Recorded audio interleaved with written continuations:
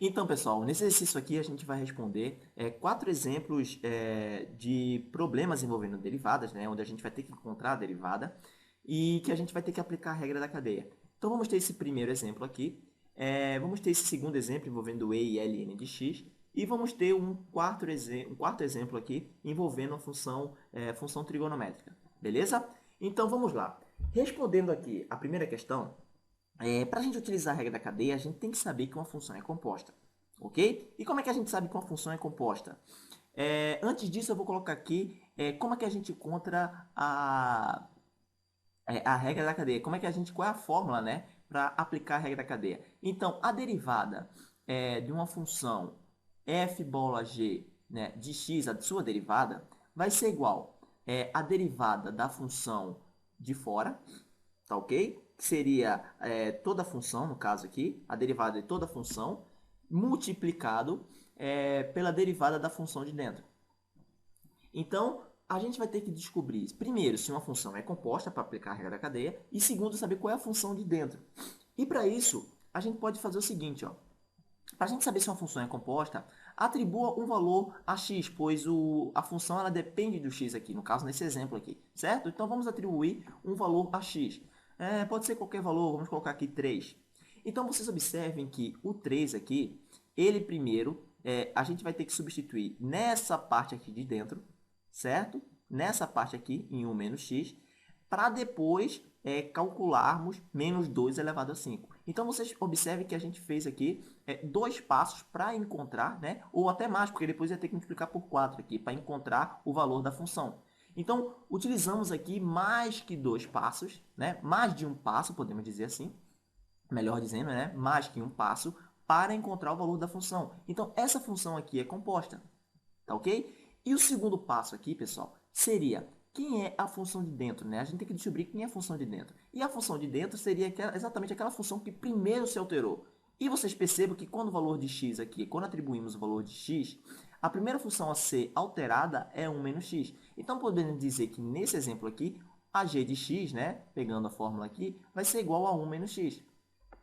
Tá ok? Então, calculando a derivada de y, vamos ter que a derivada de y é a derivada da função de fora, ou seja, seria toda a função, tá? E para isso a gente sabe calcular. Teremos aqui 5 multiplicado por 4, né? Expoente multiplicado pelo coeficiente. Vamos ter aqui 5 multiplicado por 4, multiplicado por 1 menos x. Essa aqui a gente não altera ainda, pois ela vai ser alterada depois. Elevado a 5 menos 1, pois isso aqui é aquela regra rápida de encontrar uma derivada, certo? Uma função derivada. E isso aqui vai ser multiplicado pela derivada da função de dentro. E a derivada da função de dentro a gente sabe que é 1 menos x. Então, a derivada de 1 menos x nada mais é que menos 1. Então, aqui teríamos menos 20 multiplicado por 1 menos x elevado a 4. Certo? Subtraindo aqui, teríamos 4. Então, essa aqui é a derivada da função y. Vamos pegar aqui um segundo exemplo aqui, mais dois exemplos. Da mesma forma aqui, ó, a gente sabe que isso aqui é uma função composta, porque se a gente atribuir um valor a x, primeiro vai ser alterado toda essa função aqui, tá? Para depois calcularmos z elevado ao valor encontrado aqui. Então, fizemos aqui mais que um passo para encontrar o valor de y. Então, essa função aqui ela é composta. Tá bom, pessoal? Então, e qual é a função de dentro? A função de dentro é exatamente aquela primeira que foi alterada. Então, quando a gente atribui o valor de x aqui, qual a primeira função alterada? Vai ser exatamente x ao cubo. Então, a função de dentro, vamos chamar de x aqui, você pode utilizar qualquer outra, aqui é só um exemplo. Então, a função g de x é x ao cubo. Ok? Então, a derivada de y vai ser igual a toda a função, então a derivada da função e na x ao cubo, e a derivada de e na x ao cubo é próprio e na x ao cubo, certo? A derivada de e na x é e na x, só lembrem disso.